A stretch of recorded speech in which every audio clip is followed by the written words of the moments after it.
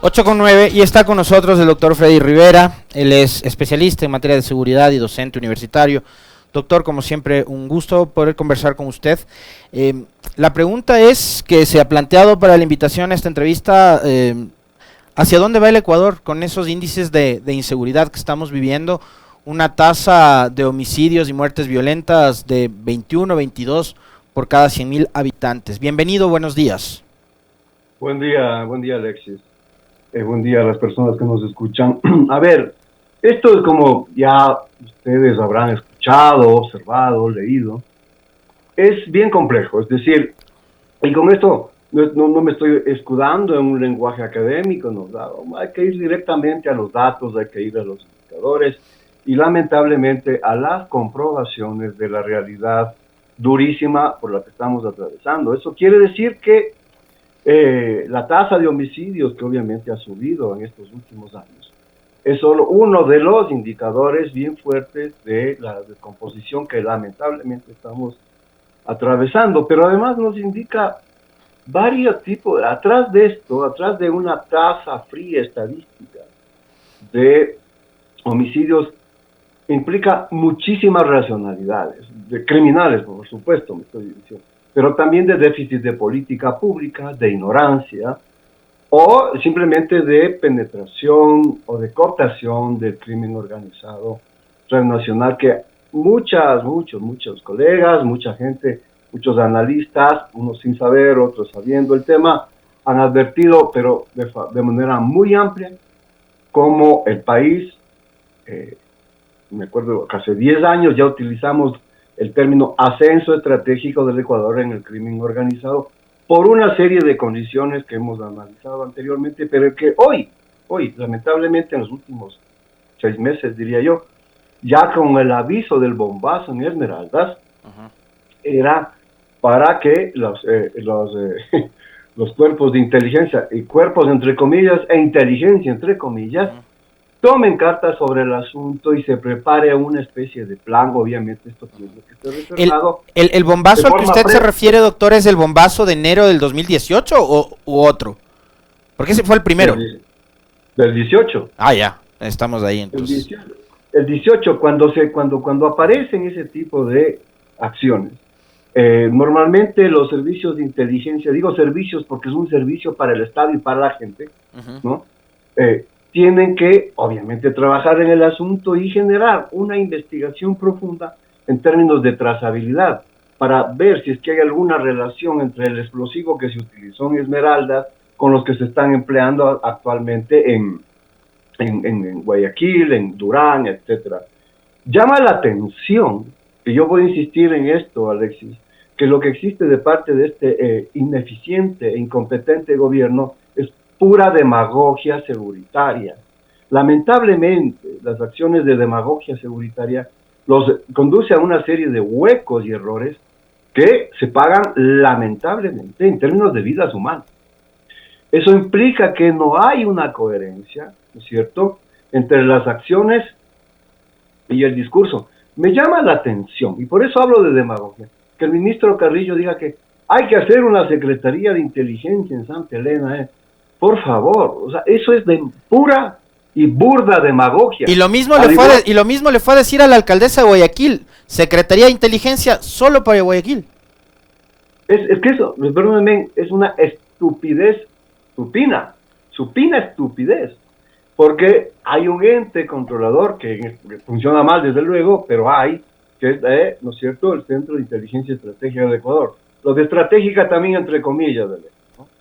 Pero, ¿no es cierto?, cuando hay este tipo de concatenación de eventos, obviamente hay cooperación internacional, hay el bombazo, entonces estuvieron criminólogos estadounidenses tomando una serie de muestras, de datos, para ver si es que hay una trazabilidad de explosivos, para saber si viene de Colombia, si viene del Perú, si viene de otros países, si son de fabricación nacional. Es decir, eso es parte de la investigación, pero lo cierto, lo que está atrás, y la respuesta demagógica no es crear una Secretaría de Seguridad Pública y del Estado, como con agua tibia, o sea que con pocas facultades operativas, pero sí de exposición mediática, demagógica y al mismo tiempo decir que vamos a descentralizar la inteligencia a dos o tres provincias que son la recontra problemática.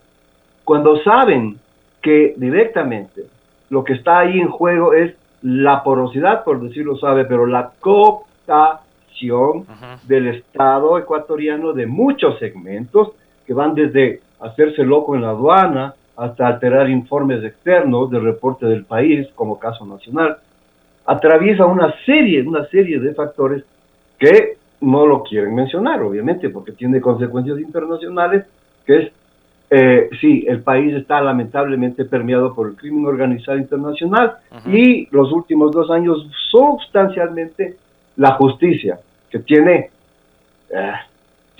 metido los tentáculos del crimen organizado en las más altas esferas, ¿no es cierto? Pasando por las medias y desde luego los operadores chicos en cantones y en GATS, ¿no es cierto?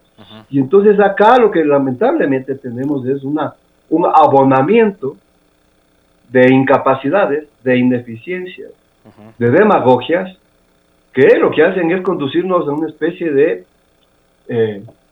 embudo.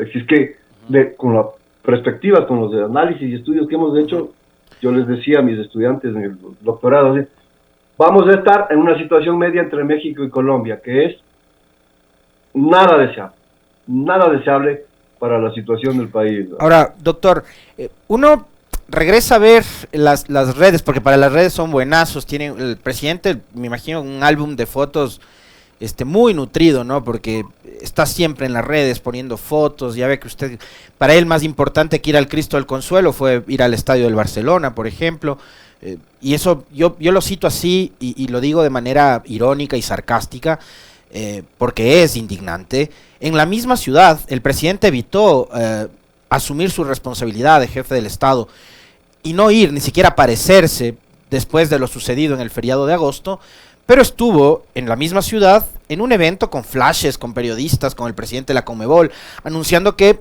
Guayaquil y el estadio del Barcelona será la sede de la final de la Copa Libertadores.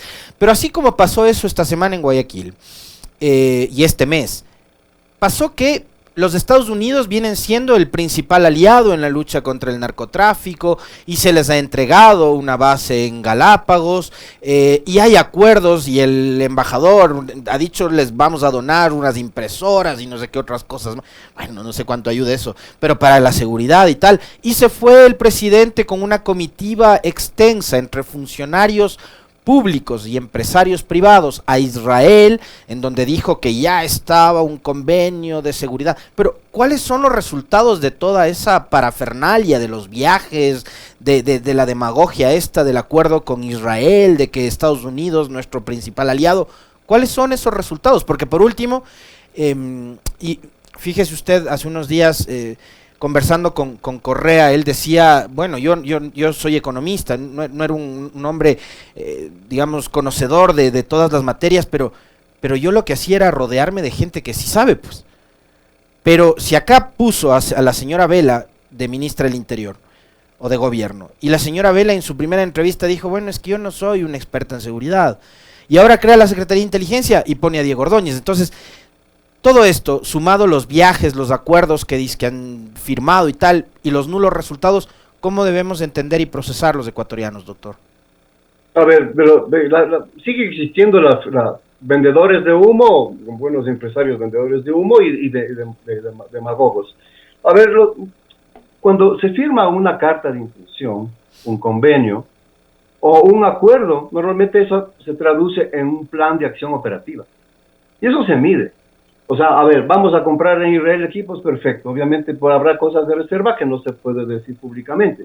Pero para los que estamos en el tema, por ejemplo, sí podemos decir, oigan, y estos equipos que van a comprar, que no sabemos de qué tipo y naturaleza, son homologables con la tecnología que nosotros empleamos desde el ECU 911. O sea, son cosas súper técnicas que a la gente le diría, a ver, estamos hablando de muchos tecnicismos. No, es una cosa básica.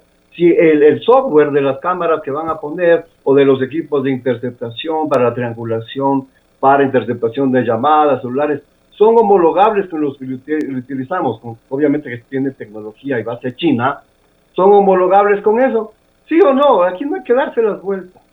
O sea, uno puede hacer preguntas de tipo para, digamos, lo que se llama auditoría de gestión, de una trazabilidad técnica. Lo que nos preocupa a nosotros es que esta gente, para variar, no está teniendo una adecuada lectura más geopolítica, ¿no es cierto? Con la inacción que hay en este momento a nivel regional, digo, inacción en términos de fuerte colaboración en materia, por ejemplo, antinarcóticos, hay que tener una habilidad suficiente para, por ejemplo, con el actual gobierno de Petro, que ya está metiendo unas decisiones importantes en la política de seguridad y de defensa colombiana, tener la habilidad y el cuidado suficiente de que por lo menos vamos a mantener la información y el flujo de intercambio que existe con la Policía Nacional de Colombia para nuestro beneficio. Muchos de los operativos que se despliegan acá en el Ecuador es gracias a la cooperación que existe con inteligencia colombiana o peruana, ¿cierto? O a veces española, cuando se trata de Europa y con los Países Bajos. Esos son temas mayúsculos que no pasan por un show mediático ni por una discusión de tipo académico, son absolutamente estratégicos en el sentido más amplio de la palabra. Buenas relaciones con México para que por favor nos pasen información o nos alerten de determinada cosa. No basta con decir vamos a hacer 10 TLCs y con México en especial, cuando saben que no engañen a la gente, que el TLC con México se va a paralizar porque México no va a dar no va a dar apertura, ni camarón, ni banano, estas cosas. Pero para la gente que está metida de inteligencia, si es que se produce algún tipo de tratado de libre comercio, hay que estar mucho más alerta porque eso implica amplitud de procedimientos para precisamente comercio. Como ya sucede con la Unión Europea, por favor. Firmamos un tratado de libre comercio, sí, la gente es feliz porque tiene quesos franceses eliminando la producción de nuestras comunidades en Bolívar, por ejemplo. Pero eso triplica más o menos el flujo de mercancías por puertos y obviamente se duplica, se triplica la producción y el crimen organizado que va a Amberes, que va a Hamburgo, en Alemania, y eso ya nos alertó la Policía Antinarcóticos, la Dirección Nacional Antinarcóticos, y lo que hacen los empresarios irresponsablemente y las autoridades es comenzar a discutir por el precio de los escáneres. Cuando uno ve eso, se hace la pregunta si efectivamente estos sectores son parte de la solución o son parte del problema. Desde mi perspectiva, son parte del problema porque están metidos en las redes del crimen organizado transnacional con sus tentáculos en aduana, en justicia, en inteligencia, en policía, en fuerzas armadas. Y como gran cosa, pero que bueno, algo es algo, el ex embajador, digamos, Kirkpatrick, que va a ser cambiado, dice, hay narcogenerales y hemos procedido, obviamente en lenguaje diplomático, a quitar visas a un montón de funcionarios judiciales, jueces, militares, que antes era poca la presencia de militares corruptos en la escena criminal, ahora se va incrementando. Entonces, esos son indicadores, no solo la tasa de homicidios, es el número de procesos internos que tiene la Policía Nacional sobre sus miembros, la cantidad de procesos técnicos completos para que ingrese la gente a la Policía Nacional. Eso es una feria, literalmente, ¿no es cierto? Cuando alguien dice tienen que pasar por pruebas de control, no solo de polígrafo, sino de por ejemplo, de propiedades, es decir, de patrimonio de la familia nuclear, la ampliada y la otra. Entonces, cuando uno escucha que va a haber amparos constitucionales de derechos humanos sobre ese procedimiento de control que es muy expandido en las policías del mundo, dice, a ver, algo raro está pasando. La corrupción, Alexis, no es un fenómeno que aparece acá a veces, es parte del asunto. La corrupción es parte de la cadena del despliegue del crimen organizado en el país. Son jueces, juezas que son pagadas, que son controladas o a veces amenazadas para que emitan tal decisión, tal fallo, que se hagan de la vista gorda, que exista omisión, etcétera, etcétera. O sea, no quiero ser alarmista, pero en poco tiempo se van a acrecentar no solo las capturas, sino, espero equivocarme con todo mi deseo, que no exista más bombazos, secuestros, decapitaciones, pero la evidencia lamentablemente nos conduce a lo otro, es decir, esto se está grabando, vamos en un mal camino, podríamos estar en un punto medio entre Colombia y México, y con un gobierno incompetente, en donde a la presidencia, digamos, al presidente lo tienen porque, es decir, encapsulado. Me recuerdo la figura de Maguad, que lo tenían dormido haciendo mientras el país se desbarataba, y perdónenme, pero es una digamos, válida la comparación. La comparación. La diferencia es que estamos muchos años adelante y absolutamente permeados en los órganos de control, policía, Fuerzas Armadas, justicia, y otro tipo de política por donde sale, es decir, aduanas, etcétera. O sea, es bien grave, y con esto no quiero ser, digamos, estaba escuchando, ¿no? de pesimista. No, aquí sí, un pesimista, un realista muy bien informado, es otra cosa. No es del discurso. Doctor, entonces, la gran solución que ha planteado en los últimos días, a propósito de ese diagnóstico que usted hace con mucha precisión, la gran solución que nos plantea el gobierno es ir a una consulta popular. Digo, la consulta popular, ¿en qué puede ayudar para solucionar los problemas de inseguridad que son problemas que los enfrenta la ciudadanía a diario y que, como usted lo ha dicho, se van profundizando cada vez más porque la justicia está permeada, porque las instituciones de la fuerza pública, la política, están permeadas por el crimen organizado? ¿En qué puede ayudar una consulta popular, como lo ha planteado el gobierno? O sea, no en nada. Bueno, vamos a ver a la final qué preguntas quedan, pero yo veo ahí, desde el punto de vista securitario, una gran irresponsabilidad y un gran peligro. Trasladar una serie de competencias de seguridad interna, ojo, no estoy diciendo seguridad ciudadana, que para mí es un concepto que sirve muy poco, no sirve para, ni como concepto ni como plan, para temas de crimen organizado nacional. Seguridad ciudadana es el inventito para América Latina. Si usted se va, no sé, a Estados Unidos, a Francia, ahí no le van a hablar de seguridad ciudadana. Es una cosa inventada por las multilaterales para América Latina. Y entonces, ese crimen organizado, esos despliegues, tienen penetrado, por supuesto, al Estado, a las autoridades. Si es que no se hacen, no se toman decisiones mucho más potentes.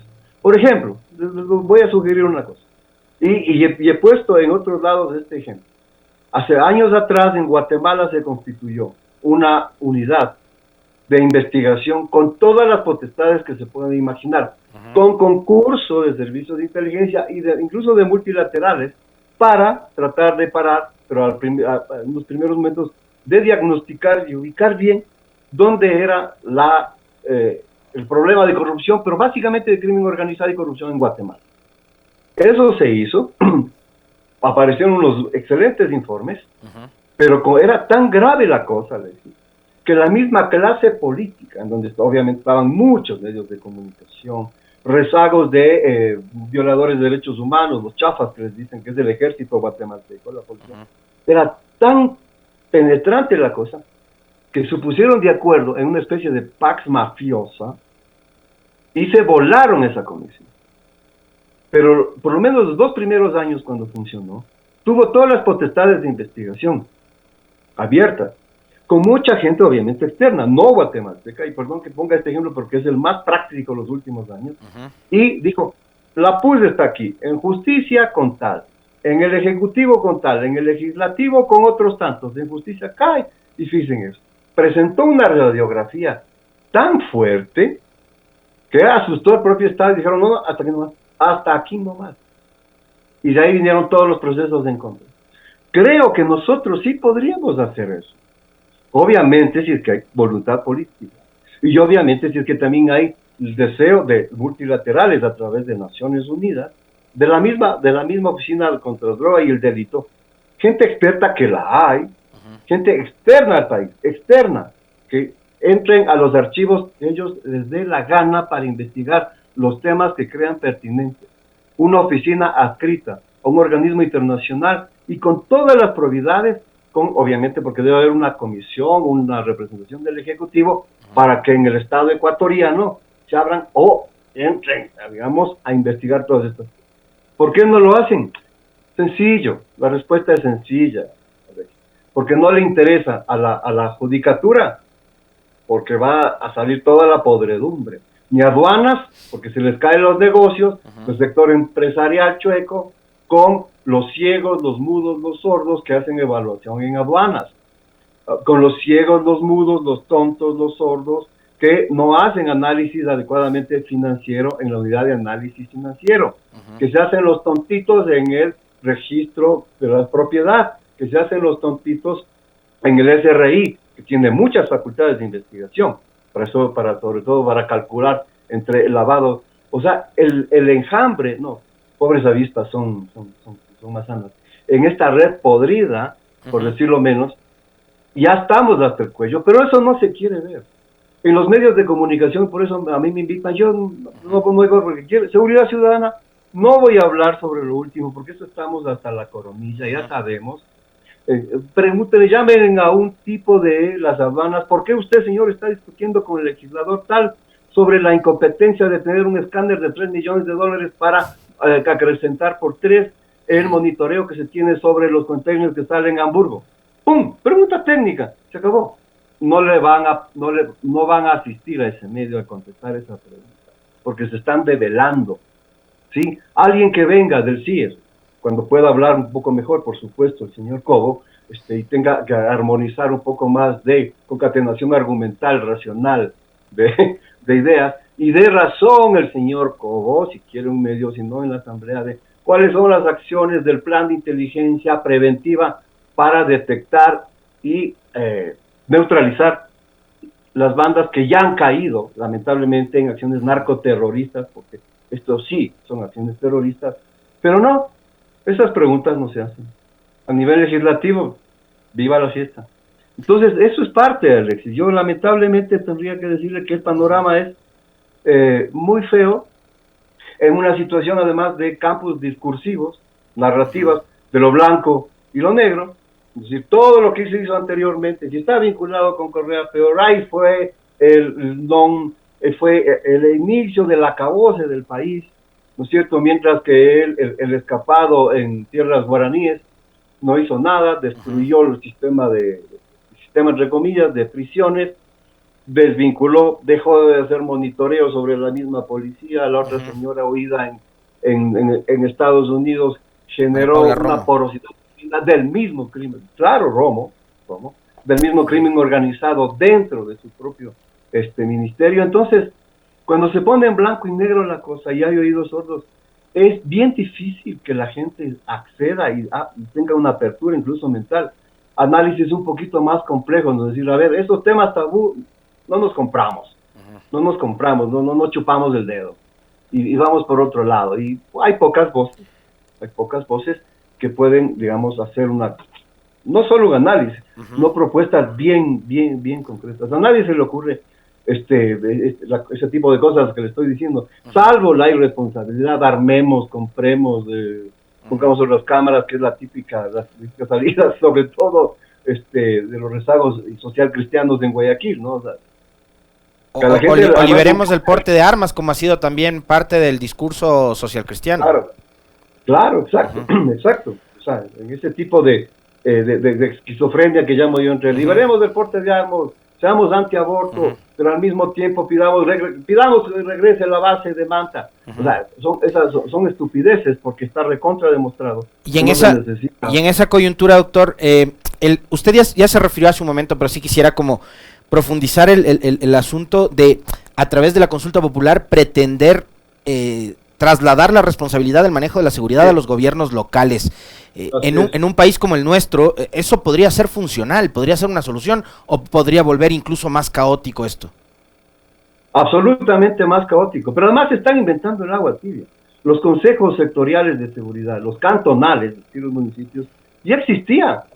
Eso se lo estableció con un plan bien coherente en el año 2009, sino que se llamaba Seguridad Interna y Ciudadana, en donde tanto los municipios como las prefecturas, los GATS, e incluso las juntas parroquiales, lo que estoy diciendo, colaboraban de una manera funcional, es decir, no dotándole de potestades ni de investigación, ni de control, más allá obviamente de las ordenanzas municipales, sino que para mí es trasladar demagógicamente el foco de atención en dos escenarios gravísimos. Uno, el de la consulta que ya estamos viendo, en donde va a ser un popurrí de cosas absurdas, demagógicas, idiotas, ¿no es cierto?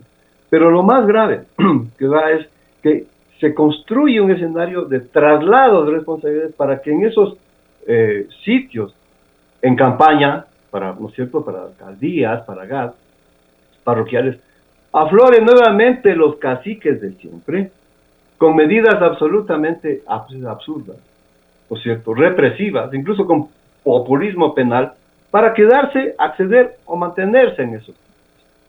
Entonces aquí se vuelve absolutamente perverso, porque el gobierno va a transferir, con ese compromiso que va a adquirir, ciertas potestades a los GAT, y ahí, en el descontrol, no somos precisamente un Estado ordenado, concatenado, somos un Estado desarticulado, pues, sobre todo a nivel local. Uh-huh. Entonces eso, para mí, por eso me pregunto, si es que este tipo de decisiones que tienen una máscara política, democrática, entre comillas, desconcentradora y descentralizadora, lo que hace es ampliar la ventana y el lugar de oportunidades para el crimen organizado. Además, no hay que ser tontos ni ciegos, y eso ya sucede en Napo, con el tema de la minería ilegal, uh-huh. en el oro, en Huaquilla. No hay que ser sabio, no hay que ser genio. Al abrir estas competencias, lo que están generando, gracias, Estado ecuatoriano, tonto, torpe, por abrirnos más oportunidades para desplegar nuestras acciones mafiosas y ponerle ya de rodillas, literalmente, a las autoridades locales. Eso es lo que van a generar. Uh-huh. Le quiero agradecer infinitamente al doctor Freddy Rivera por esta conversación. Como siempre, son tan interesantes los diálogos con alguien que es especialista en materia de seguridad, que es además académico, que conoce tanto sobre este asunto en particular y que, claro, cuando uno conversa con personajes como Freddy Rivera, tiene un poco más claro el panorama, pero uno se queda también más preocupado, ojo, ¿no? Le quiero agradecer, doctor, como siempre, un gusto, un fuerte abrazo. Igualmente, buen día. 8:36, hacemos un breve corte y volvemos ya para cerrar con la última entrevista.